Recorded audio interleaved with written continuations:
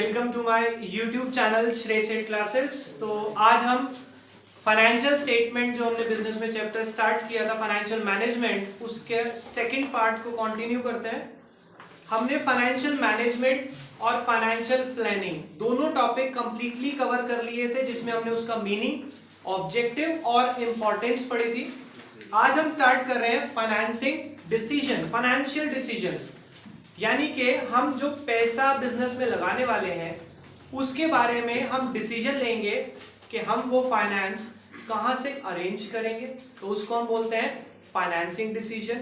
दूसरा, वो पैसा हम कहां इन्वेस्ट करेंगे तो उसको बोलते हैं इन्वेस्टिंग डिसीजन। तीसरा, जो पैसा इन्वेस्ट करा उससे जो अर्निंग होगी उस अर्निंग को शेयर होल्डर में कितना डिस्ट्रीब्यूट करना है उसको हम बोलते हैं डिविडेंड डिसीजन। यही चैप्टर का मेन मीनिंग भी था फाइनेंशियल मैनेजमेंट का। तो सबसे पहला जो डिसीजन है दैट इज फाइनेंसिंग डिसीजन, जो आज हम स्टार्ट कर रहे हैं। फाइनेंसिंग डिसीजन का मतलब क्या होता है बेटा, ध्यान से समझेंगे। हम डिसीजन ले रहे हैं कि हम फाइनेंस कहां से अरेंज करेंगे।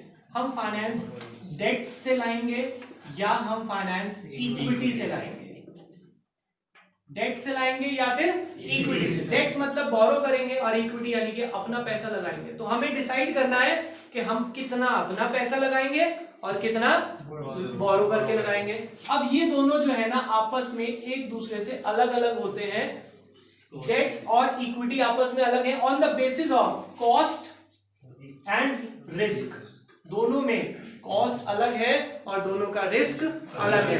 तो हमें डिसाइड करना होता है on the basis of cost and risk which is better, कि डेट बेटर है या इक्विटी बेटर है। तो हमें ये डिसीजन लेना है कहां पे, फाइनेंसिंग डिसीजन में। तो एक बार इंट्रोडक्शन पढ़ते हैं।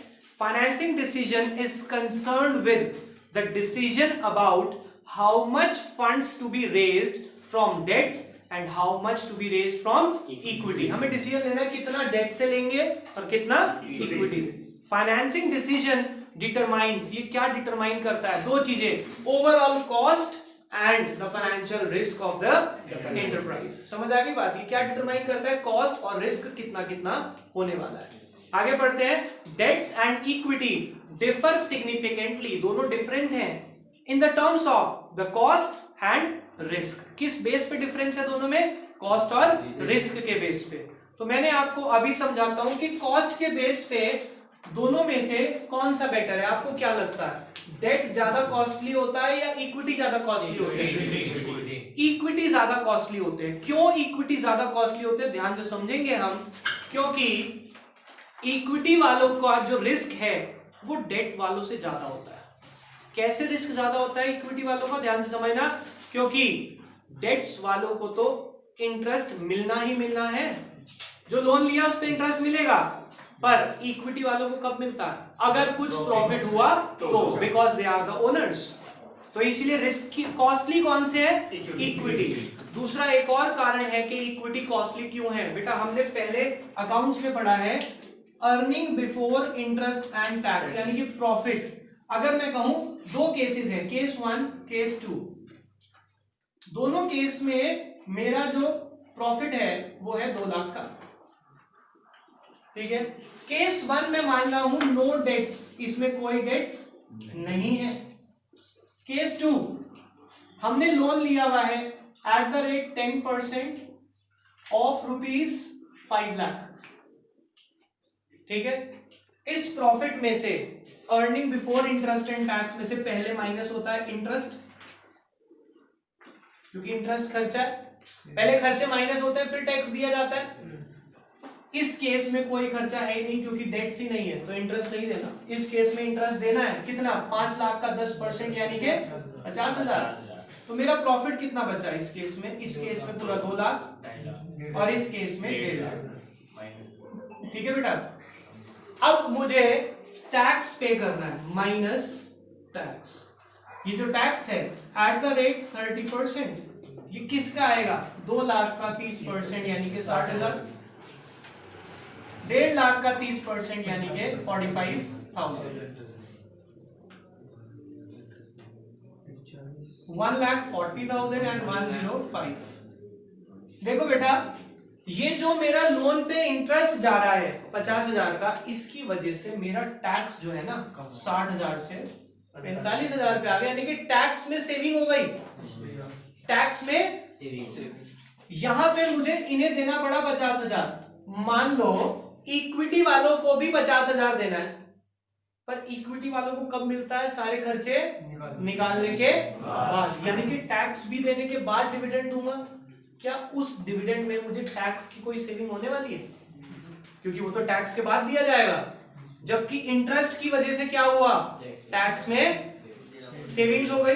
तो इसीलिए जो हमारा डेट्स है वो फायदेमंद होता है, लेस कॉस्टली होता है, क्योंकि एक तो फिक्स परसेंटेज देनी है और दूसरा ये टैक्स में सेविंग करा देता है, टैक्स कम करवा देता है।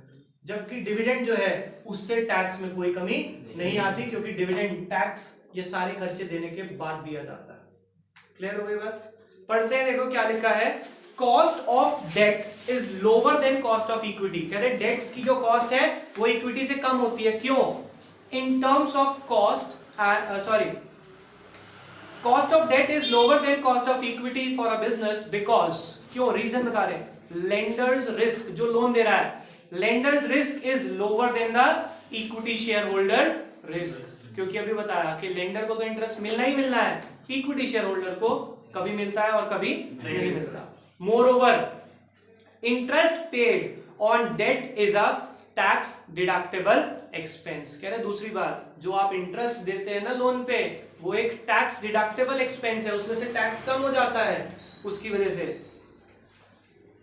For computation of tax liability, whereas dividend are paid out of after tax profit. जबकि डिविडेंड जो है वो किस में से दिया जाता है? टैक्स के बाद वाले प्रॉफिट में से, तो उसमें से कोई टैक्स की कमी नहीं होती। Hence therefore increased use of debt is likely to lower the overall cost of capital of the firm. कह रहे इसलिए अगर हम डेट ज्यादा यूज करते हैं तो हमारी कॉस्ट कम हो जाती है। क्लियर हो गई बात?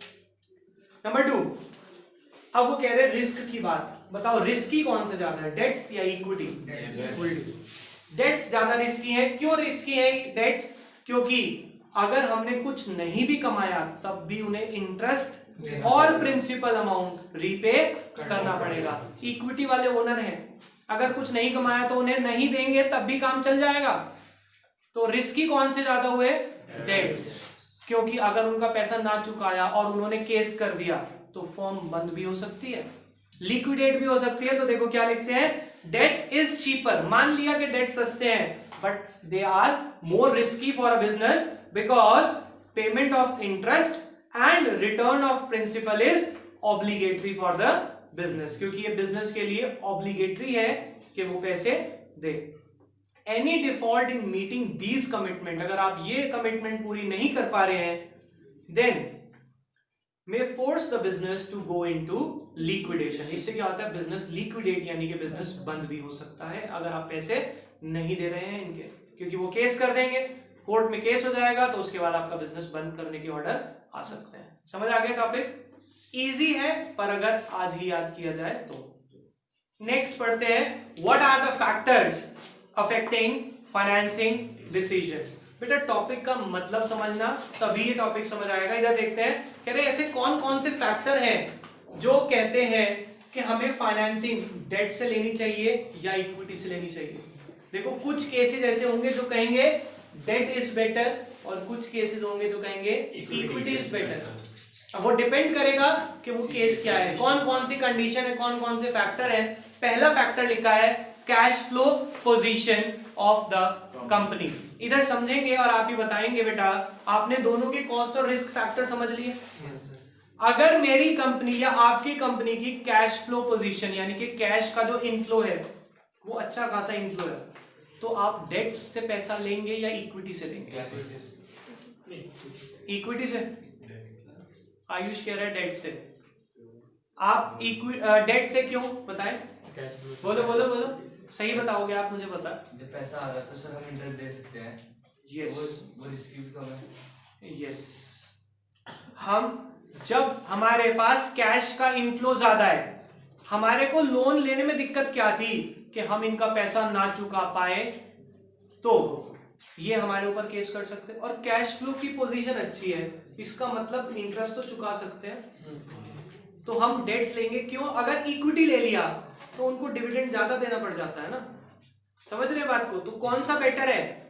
डेट्स, अगर कैश फ्लो पोजीशन अच्छी है तो। और अगर कैश फ्लो पोजीशन अच्छी नहीं है, गो फॉर इक्विटी, क्योंकि आपके पास पैसा नहीं आ रहा तो इक्विटी वालों को नहीं भी दोगे ना तब भी चल जाएगा, पर डेट्स वालों को तो देना पड़ता है। तो इसलिए कंडीशन पढ़ते हैं, a stronger cash flow position of a company make debt financing more viable, यानी कि more reliable then funding from equity, because it can easily पे इंटरेस्ट ऑन डेट्स, क्योंकि आप इजीली डेट्स पे इंटरेस्ट दे सकते हैं। समझ आ गई बात? सारे समझने वाले हैं ये। Number 2, cost. अगर आप कॉस्ट की बात करें तो भाई डेट्स ले लेने वाले हैं इक्विटी से, कॉस्ट के बारे में सोचेंगे तो ऑब्वियसली डेट्स, क्योंकि डेट्स लेस कॉस्टली होते हैं। वही लिखा होगा, debt is a cheaper source of finance because interest on debt is a tax deductible expense. More debt can be used if cost of debt is low. अगर वो सस्ता मिल रहा है तो ऑब्वियसली हम डेट्स को ही प्रेफर करेंगे। पॉइंट नंबर 3, रिस्क के हिसाब से आप कौन सा प्रेफर करने वाले हैं?